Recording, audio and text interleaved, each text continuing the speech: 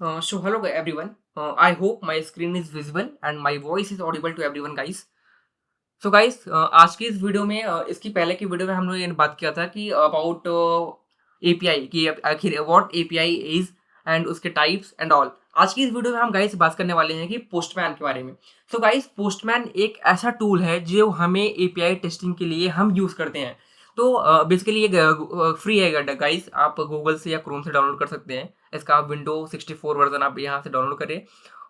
उसके बाद guys, download करने के बाद ये कुछ इस तरह का उसका इंटरफेस ओपन होता है।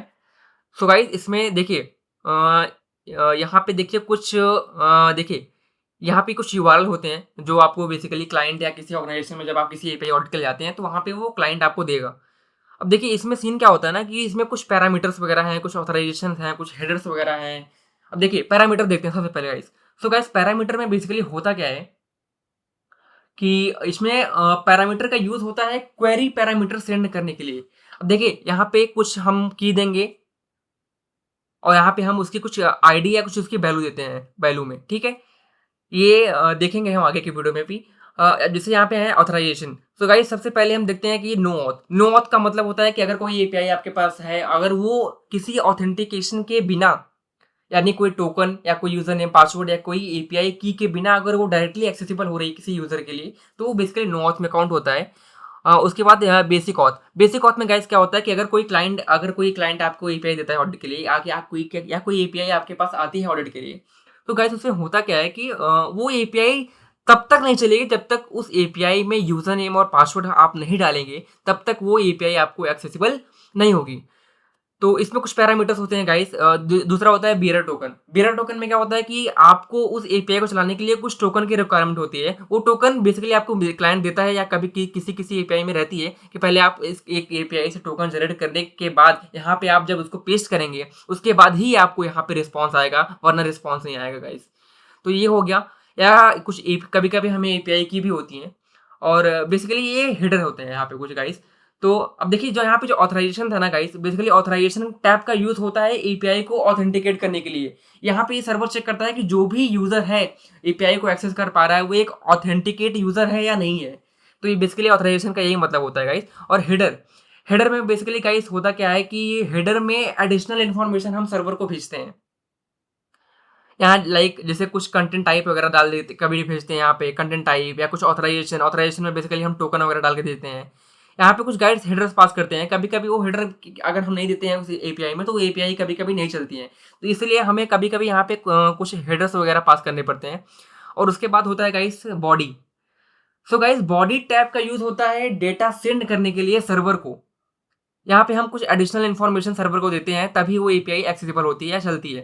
लाइक हम यहाँ पे आईडी देते हैं, आईडी हो गया, first name, last name, email या कुछ पासवर्ड वगैरह। कभी कभी हम या यूजर आईडी, पासवर्ड या ईमेल वगैरह देते हैं। फिर यहाँ से जब हम हिट कराते हैं तो हमें यहाँ पे रिस्पॉन्स आता है गाइस।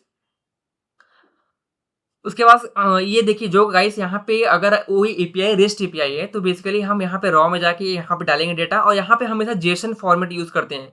क्यों? क्योंकि रेस्ट एपीआई में जो भी डेटा जाता है सर्वर के पास वो जेसन फॉर्मेट में ही जाता है। उसके बाद अगर वो सोप एपीआई है तो हम यहाँ पे एक्सएमएल का यूज करते हैं। अगर रेस्ट है तो जेसन बेसिकली। सो गाइस, हम देखेंगे कि सबसे पहले यहाँ पे कोई पोस्टमैन कलेक्शन फाइल कैसे इंपोर्ट होती है या कैसे एक्सपोर्ट या इंपोर्ट होता है। ये देखिए हमारे पास एक डमी एपीआई है ऑल्ट्रो करके। तो इसका हम सबसे पहले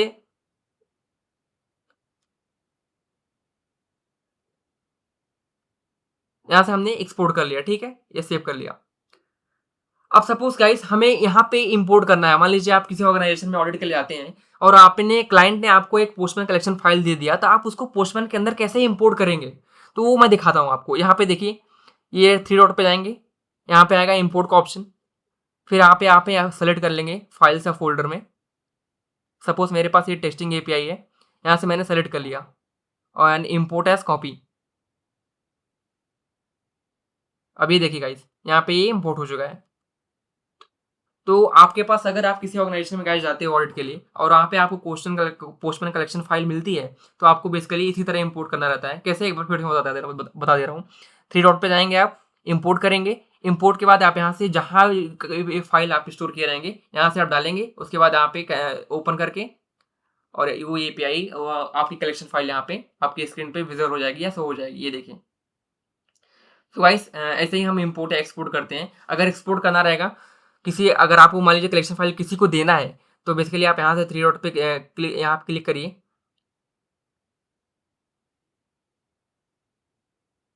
ये देखिए गाइस, यहाँ पे जाएँगे और ये कलेक्शन बना के,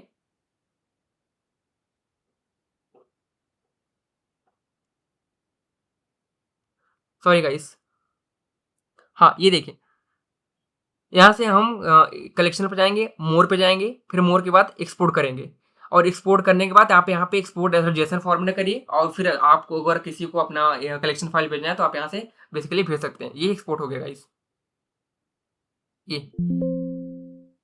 तो गाइस यही होता है किसी एपीआई को एक्सपोर्ट और इंपोर्ट कैसे करते हैं हम पोस्टमैन में बेसिकली। वो आज की इस वीडियो में हम बात करने वाले थे, जो कि ये था। सो गाइस आगे की वीडियो में हम देखेंगे कि इसकी रिगार्डिंग वल्नरेबिलिटी कौन कौन सी होती हैं, लाइक कि नो ऑथ वगैरह क्या होता है, या टोकन बेस्ड कोई एपीआई है तो उसमें कौन कौन सी वल्नरेबिलिटी मिलती हैं, या हम एसआरएफ वगैरह देखेंगे या रेट लिमिट वगैरह देखेंगे। तो गाइस वो टॉप 10 के बारे में भी हम बात करने वाले गाइस। तो चैनल पे बने रहिए guys. Thank you for watching this videos. Thank you so much guys. Bye bye, take care.